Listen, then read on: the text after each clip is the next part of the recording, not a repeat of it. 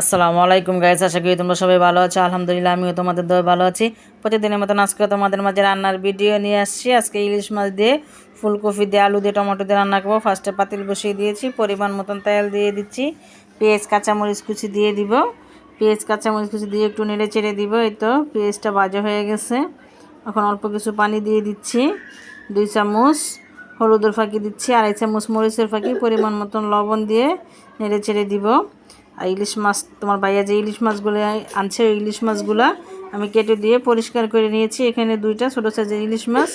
আমি ইলিশ মাছ একটু পানি দিয়ে দিচ্ছি, ভালো করে কষিয়ে নিব।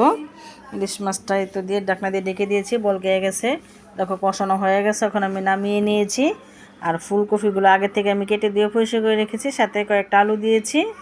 তখন ফুলকপিগুলো আমি দিয়ে দিব, দিয়ে ঢাকনা দিয়ে ডেকে দিব। তো একটা টমেটোর কুচি দিয়ে দিচ্ছি, দিয়ে একটু নেড়ে চেড়ে দিব। এই তো নেড়ে চেড়ে দিয়ে দিচ্ছি, তোমার ভালো করে কষিয়ে নিব। কষানো হয়ে গেলে তোমার আমি জলের পানি দিয়ে দিব।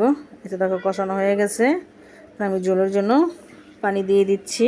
আর মাছের সাথে একটু পানি দিয়ে নেড়ে চেড়ে দিব। তো দেখো বলকে গেছে, এটা প্রায় হয়ে গেছে। এখন দিয়ে দিব আমি ধনিয়া পাতা কুচি। এইভাবে করে তোমরা ফুলকপি দিয়ে যে কোনো মাছ দিয়ে রান্না করে খেয়ে দেখো, ইনশাল্লাহ অনেক অনেক ভালো লাগবো।